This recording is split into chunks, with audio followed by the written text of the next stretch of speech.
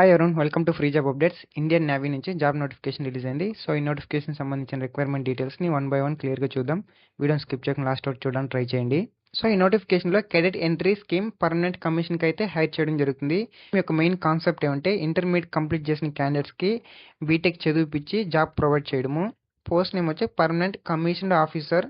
Application opening date చూసుకుంటే 29 మే 2026 నుంచి 18th June 2026 వరకు. కాకపోతే అప్లికేషన్ లాస్ట్ డేట్ అనేది ఎక్స్టెండ్ చేయడం జరిగింది 29 జూన్ వరకు.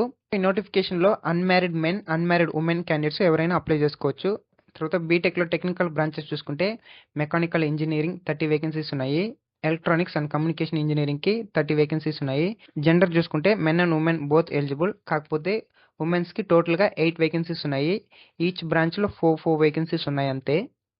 తర్వాత ఏజ్ లిమిట్ చూసుకుంటే 2nd July 2007, 1st Jan 2010. So ఈ బిట్వీన్ గ్యాప్లో ఎవరు జన్మించుంటారో వాళ్ళు మాత్రమే ఎలిజిబుల్ క్యాండిడేట్స్ అవుతారు.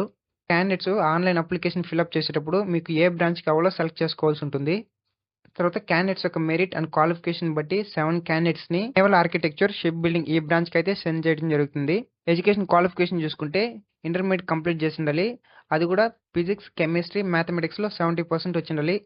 అంటే ఈ 3 సబ్జెక్ట్స్ అనేది 300 మార్క్స్ ఉంటే ఇందులో 210 మార్క్స్ వచ్చినా కూడా మనకి 70% రావడం జరుగుతుంది. క్యాండిడేట్స్ 10th కానీ ఇంటర్మీడియట్లో కానీ ఇంగ్లీష్లో 50% మార్క్స్ వచ్చి ఉండాలి. తర్వాత దీనికి ఎవరు అప్లై చేసుకోవచ్చు అంటే ఎవరైతే బీఈ, బీటెక్కి మెయిన్ ఎగ్జామ్ రాసింటారో వాళ్ళు మాత్రమే ఎలిజిబుల్ అవుతారు. సో వాళ్ళు మాత్రమే అప్లై చేసుకోవాల్సి ఉంటుంది. ఇందులో ఎవరికైతే మెరిట్ ర్యాంక్ వచ్చి ఉంటుందో వాళ్ళు మాత్రమే షార్ట్ లిస్ట్ చేయడం జరుగుతుంది. తర్వాత మెడికల్ స్టాండర్డ్ చూసుకుంటే NDA, INA in case already declare చేసినట్లయితే మెడికల్గా ఫిట్ ఉన్నారనేసి మళ్ళీ మెడికల్ ఎగ్జామినేషన్ అనేది కండక్ట్ చేయరు. సో రిమైనింగ్ క్యాండిడేట్స్కి వాళ్ళు అలోకేట్ చేసిన హాస్పిటల్ అండ్ సెంటర్స్లో మాత్రమే మెడికల్ చెకప్ చేసుకోవాల్సి ఉంటుంది.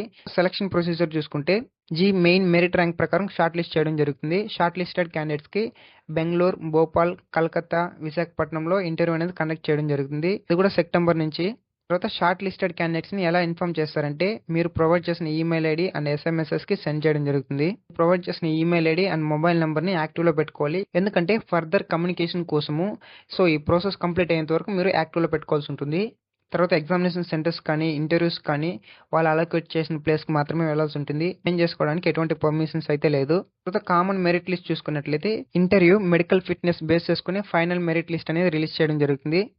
మెయిన్ ర్యాంక్స్ అనేది ఓన్లీ షార్ట్ లిస్ట్ చేయడానికి మాత్రమే యూజ్ చేస్తారు. తర్వాత క్యాండిడేట్స్కి పోలీస్ వెరిఫికేషన్ చేయడం జరుగుతుంది. ఎందుకంటే మీ పైన ఏమైనా క్రిమినల్ కేసెస్ ఉన్నాయా, ఎనీ అదర్ కేసెస్ ఉన్నాయా అనేసి క్యారెక్టర్ వెరిఫికేషన్ కూడా చేయడం జరుగుతుంది. తర్వాత ట్రైనింగ్ చూసుకుంటే సెలెక్ట్ అయిన క్యాండిడేట్స్కి 4 years బీటెక్ కోర్సుని ప్రొవైడ్ చేయడం జరుగుతుంది. అది కూడా electronics, communication engineering and mechanical engineering. ఇందులో 7 క్యాండిడేట్స్ని నేవల్ ఆర్కిటెక్చర్, షిప్ బిల్డింగ్ అయితే షిఫ్ట్ చేయడం జరిగింది ఫ్రమ్ మెకానికల్ ఇంజనీరింగ్ బ్రాంచ్ నుంచి. 4 years కోర్స్ కంప్లీట్ అయిన తర్వాత జవహర్ లాల్ నెహ్రూ యూనివర్సిటీ నుంచి డిగ్రీ అనేది ఇష్యూ చేయడం జరుగుతుంది. ఈ ఎంటైర్ ట్రైనింగ్లో బుక్స్ కానీ, మెటీరియల్స్ కానీ, క్లాత్స్ కానీ ఎవ్రీథింగ్ వాళ్ళే ప్రొవైడ్ చేయడం జరుగుతుంది. తర్వాత పే అండ్ అలవెన్సెస్ చూసుకుంటే మీకు కోర్స్ అనేది కంప్లీట్ అయిన తర్వాత ఫస్ట్ మంత్ నుంచి 56,000 రూపీస్ ప్లస్ అలవెన్సెస్ అయితే ప్రొవైడ్ చేయడం జరుగుతుంది. తర్వాత ఎలా అప్లై చేసుకోవాలంటే ఈ యొక్క వెబ్సైట్లో అప్లై చేసుకోవాల్సి ఉంటుంది.